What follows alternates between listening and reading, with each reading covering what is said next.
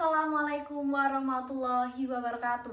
Perkenalkan, nama saya Iswara Sukma Windia Kirana. Saya berasal dari Prodi S1 Akuntansi 2019 Universitas Aisyah Yogyakarta dengan NIM 1910701008. Di sini saya akan mempresentasikan hasil pembelajaran saya terkait dengan teori AIK 4 tentang fikih kontemporer, yaitu KB, imunisasi dan bayi tabung, yang diampu oleh dosen saya sendiri, yaitu Bapak Dr. M. Nurdin Zuhdi, STHI, MSI.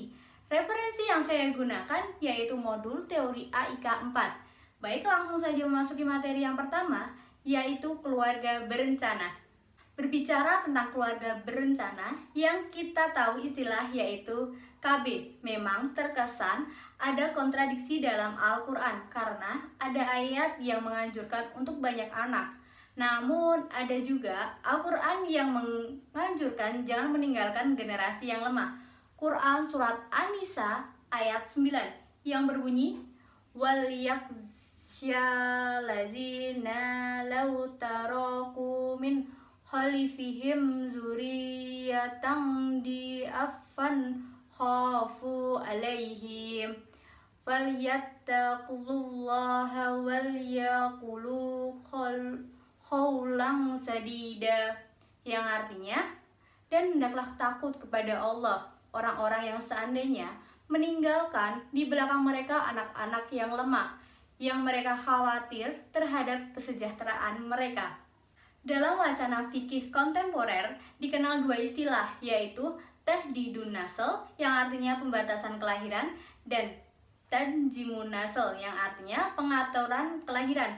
Menurut jumhur ulama, tahdidun nasl tidak dibenarkan karena menyalahi fitrah reproduksi manusia, sedangkan tanjimun nasl atau tidak dilarang dalam Islam karena merupakan ikhtiar untuk merencanakan keluarga. Ini berarti ada perencanaan anak lahir disambut dengan rasa syukur. Siti Aisyah, DKK 2014. Keluarga yang berkualitas juga sejalan dengan tuntunan Islam yang dikenal dengan keluarga sakinah.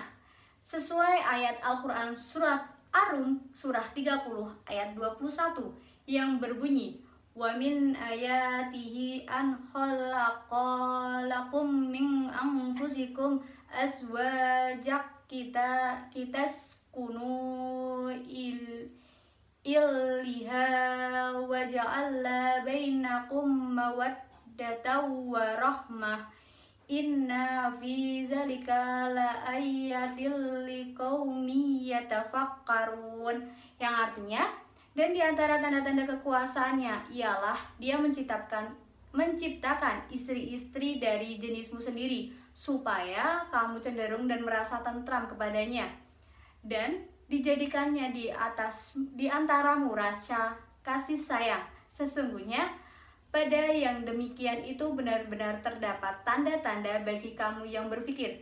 Quran surat Ar-Rum surah 30 ayat 21.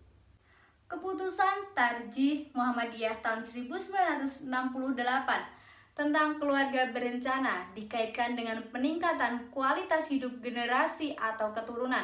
Sebagaimana dasar pertimbangannya adalah Quran surat An-Nahl surah 16 ayat 72 yang berbunyi Wallahu ja'ala lakum min anfusikum azwajaw wa ja'ala lakum min azwajikum baina wa hafaddatan wa razaqakum min thayyibat afa bil batihil yu'minuna wa bin ni'mati lahihum yakfurun, yang artinya Allah menjadikan bagi kaum istri-istri dari jenis kamu sendiri dan menjadikan bagimu dari istri-istri kamu itu anak-anak dan cucu-cucu dan memberimu rezeki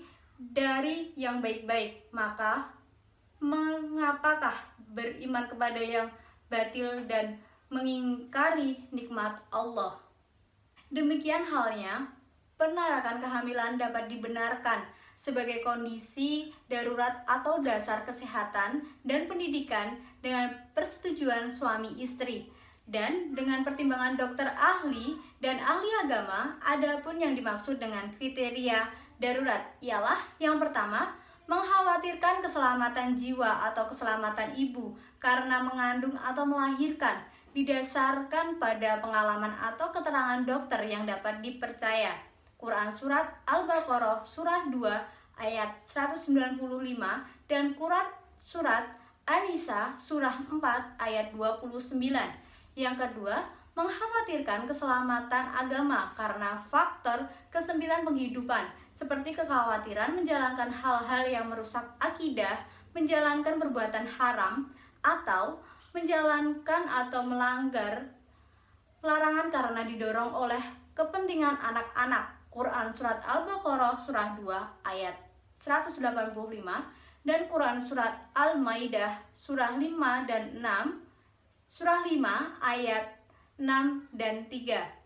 Yang ketiga, mengkhawatirkan kesehatan dan pendidikan anak-anak bila jarak kelahiran terlalu rapat sebagaimana hadis Nabi yang artinya jangan membahayakan dirimu dan jangan membahayakan orang lain.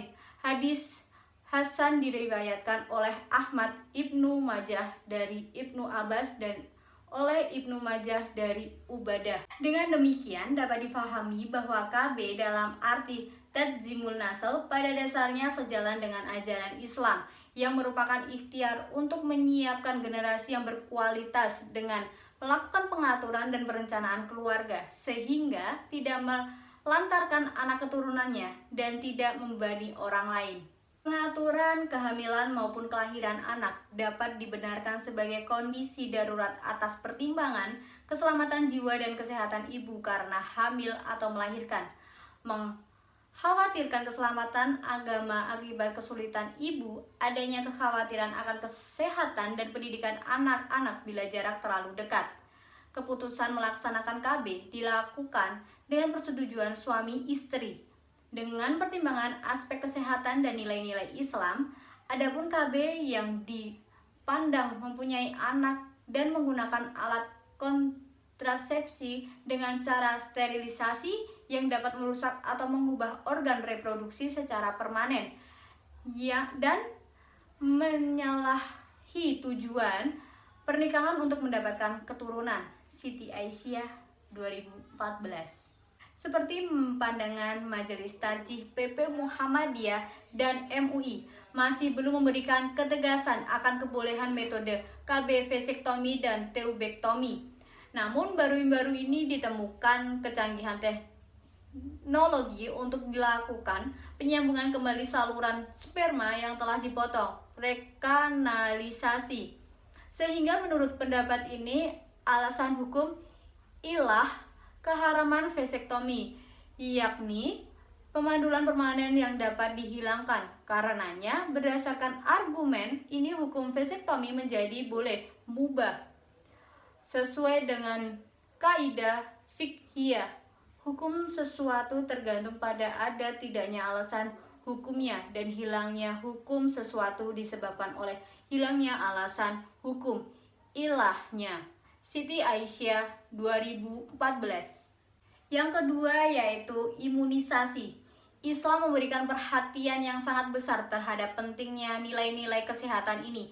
Bahkan di dalam Al-Quran, Allah berfirman, "Hai manusia, sungguh telah datang kepadamu pelajaran dan dari Tuhanmu dan penyembuh-penyembuh bagi penyakit-penyakit yang berada di dalam dada dan petunjuk dan rahmat untuk orang-orang yang beriman." Quran Surat Yunus ayat 57.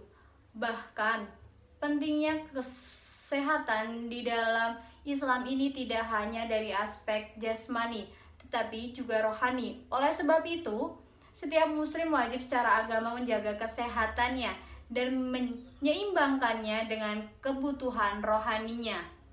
Rasulullah Shallallahu Alaihi Wasallam bersabda, "Sungguh badanmu memiliki hak atas dirimu." Hadis riwayat Muslim. Di antara hak badan adalah memberikan makanan pada saat lapar, memenuhi minuman pada saat haus, memberikan istirahat pada saat lelah, membersihkan pada saat kotor, dan mengobati pada saat sakit. Sedemikian besar perhatian Islam terhadap kesehatan badan pemeluknya, sampai-sampai di dalam beberapa ayat Al-Quran, As-Sunnah, dan kitab-kitab fikih terdapat bahasan khusus mengenai kesehatan, penyakit, dan petunjuk Rasulullah SAW dalam hal pengobatan. Bahkan penjagaan dan pemeliharaan kesehatan menjadi bagian pemeliharaan kedua dari prinsip-prinsip pemeliharaan pokok dalam syariat Islam yang terdiri dari pemeliharaan agama, kesehatan, keturunan, harta, dan jiwa. Sebaliknya, Islam melarang berbagai tindakan yang membahayakan fisik atau badan atas nama pendekatan keagamaan, sekalipun sebagaimana tersebut dalam firman Allah Subhanahu wa taala, dan janganlah kamu menjatuhkan dirimu dalam kerusakan. Quran surat Al-Baqarah ayat 195, dan janganlah kamu membunuh dirimu, sungguh Allah Maha Penyayang kepadamu. Quran surat An-Nisa ayat 29. Demi penjagaan terhadap kesehatan, syariat Islam juga memberikan berbagai keringanan di dalam beribadah dengan tujuan meringankan, memudahkan, dan tidak membuat payah badan. Dalam pemberian keringanan berbuka bagi orang yang sakit dan berpergian, Allah Subhanahu wa taala berfirman, Allah menghendaki kelonggaran dan tidak menghendaki kesempitan bagimu. Quran surat Al-Baqarah ayat 185. Dalam kaitannya dengan keringanan bertayamum, Allah Subhanahu wa taala berfirman, Allah tidak menghendaki kesulitan bagimu, tetapi hendak membersihkan kamu dan menyempurnakan nikmat-Nya bagimu agar kamu bersyukur. Quran surat Al-Maidah ayat 6. Masalah imunisasi dan vaksinisasi merupakan masalah hukum di dalam Islam yang menyangkut masalah ijtihadiyah. Yang dimaksud dengan ijtihadiyah adalah konsep menentukan hukum dengan bersungguh-sungguh berpikir untuk mencari sandaran Al-Quran dan Al-Hadis, karena peristiwa itu belum terjadi di zaman Rasulullah SAW. Oleh karena itu, kalau ada yang berpendapat bahwa status hukum imunisasi dan vaksinisasi itu halal, pastilah pendapat itu tidak didukung secara bulat oleh semua ulama. Oleh karena itulah, masalah halal dan haramnya imunisasi dan vaksinisasi menjadi perdebatan yang sengit dan bahkan panas. Bahkan di luar negeri maupun di Indonesia, terdapat lagi negara kita yang mayoritas muslim. Apabila kita mengkaji masalah imunisasi dan vaksinisasi, termasuk imunisasi MR, measles, rubella, maka dapat dilihat dari 3 aspek, yaitu yang pertama, cara memberikan vaksin, yang kedua, bahan yang dipakai untuk vaksin atau imunisasi, yang ketiga, efek sesudah dilakukan vaksin atau imunisasi. Terkait dengan cara memberikan vaksin dan imunisasi, para ulama sepakat bahwa pemberian imunisasi baik diberikan dengan cara disuntik ataupun dengan melalui pil ataupun tablet dengan ditelan, maka cara yang semacam ini hukumnya adalah boleh ataupun halal selama itu dilakukan oleh orang yang mempunyai keahlian atau pengetahuan di bidang tersebut tanpa melihat agama ataupun sukunya. Adapun efek tubuh sesudah divaksin ataupun diimunisasi, jika tidak ada efek yang berlebihan seperti cemas ataupun senang secara berlebihan, play yang berlebihan, maka hal ini pun dihalalkan atau diperbolehkan. Berdasarkan fatwa MUI nomor 4 tahun 2016 tentang imunisasi dan vaksinisasi secara umum, baik itu imunisasi bayi, imunisasi tetanus, dan imunisasi lainnya, maka secara umum fatwa MUI memutuskan antara lain, yang pertama, imunisasi pada dasarnya adalah diperbolehkan atau mubah sebagai bentuk ikhtiar untuk mewujudkan kekebalan tubuh dan mencegah terjadinya suatu penyakit tertentu. Yang kedua, vaksin untuk imunisasi wajib menggunakan vaksin yang halal dan suci. Yang ketiga, penggunaan vaksin imunisasi yang berbahan haram dan atau najis maka hukumnya adalah haram. 4. Imunisasi dengan vaksin yang haram atau najis tidak diperbolehkan kecuali A. Digunakan pada kondisi darurat. B. Belum ditemukan bahan vaksin yang halal dan suci. C. Adanya keterangan tenaga medis yang berkompeten dan dipercaya bahwa tidak ada vaksin yang halal. 5. Dalam hal ini, jika seseorang tidak diimunisasi akan menyebabkan kematian, penyakit berat, ataupun kecacatan permanen yang akan mengancam jiwanya. Dengan pertimbangan ahli yang kompeten dan dipercaya, maka imunisasi hukumnya wajib. 6. Imunisasi tidak diperbolehkan dilakukan jika berdasarkan pertimbangan ahli yang kompeten dan dipercaya menimbulkan dampak yang membahayakan. Memasuki materi yang ketiga dan yang terakhir, yaitu bayi tabung. Sistem bayi tabung adalah salah satu cara yang dilakukan oleh dokter ahli kandungan untuk memenuhi keinginan suami istri untuk memperoleh anak, karena dalam persetubuhan maka tidak dapat mempertemukan sperma suami dan dengan ovum istri dalam rahim istri. Padahal sperma suami dan ovum istri dalam keadaan sehat, dengan arti keduanya dapat menghasilkan buah jika dapat bertemu. Oleh karena itu, dokter ahli kandungan melakukan sistem bayi tabung ini. Bayi tabung atau pembuahan in vitro, bahasa Inggris in vitro fertilization, adalah sebuah teknik pembuahan di mana sel telur atau ovum dibuahi di luar tubuh wanita. Bayi tabung adalah salah satu metode untuk mengatasi masalah kesuburan ketika metode lainnya tidak berhasil. Prosesnya terdiri dari mengendalikan proses ovulasi secara hormonal, pemindahan sel telur dari ovarium, dan pembuahan oleh sel sperma dalam sebuah medium cair.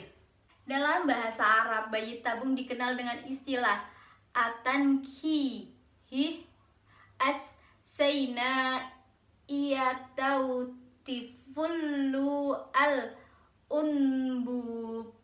Karena teknik bayi tabung ini terbilang baru jika dibandingkan dengan masa kehidupan para ulama terdahulu, sehingga tidak ditemukan mereka pernah membahasnya dan tidak pula menyebutkannya dalam kitab-kitab mereka, kecuali di dalam kitab-kitab Syafiyah dikenal sebuah istilah, yaitu istidkhal atau pemasukan.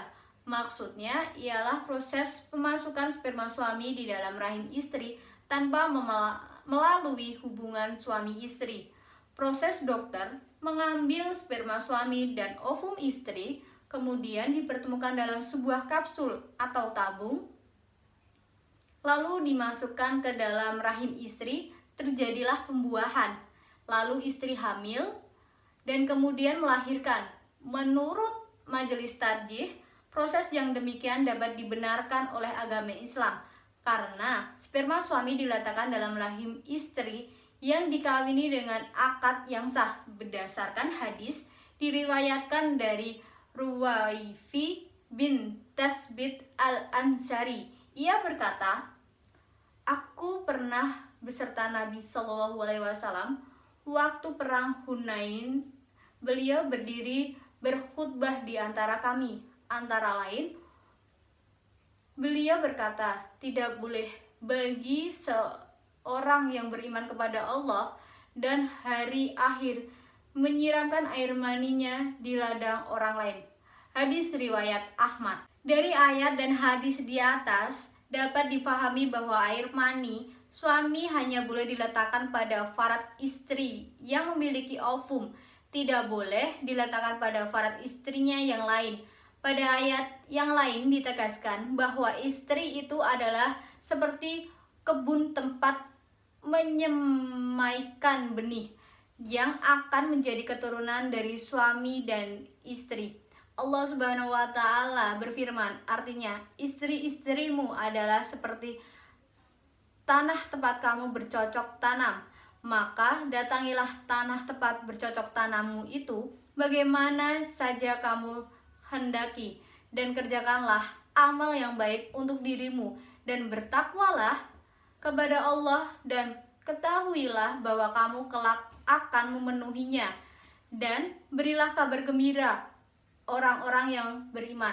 Quran Surat Al-Baqarah Surah 2 ayat 223. Dan hadis diriwayatkan dari Abu Hurairah RA bahwasannya Nabi Shallallahu Alaihi Wasallam bersabda, anak itu milik tikar, bagi pezina hukumnya rajam.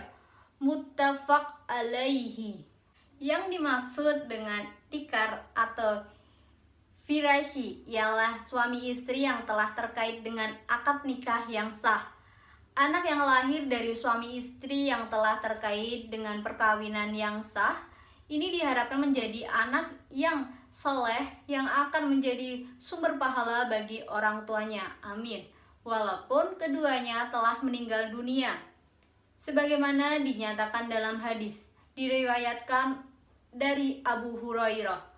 Ia berkata, bersabda Rasulullah Shallallahu Alaihi Wasallam, apabila seorang manusia telah meninggal dunia, putuslah semua amalnya, kecuali 3 hal, dari anak yang soleh, yang mendoakannya, dari sedekah jahiliyah, yang diberikan sebelum ia meninggal, dan dari ilmunya yang bermanfaat. Hadis riwayat Muslim. Sekian presentasi yang dapat saya sampaikan. Kurang lebihnya saya mohon maaf apabila saya ada salah kata. Billahi bisabil haq fastabiqul khairat. Wassalamualaikum warahmatullahi wabarakatuh.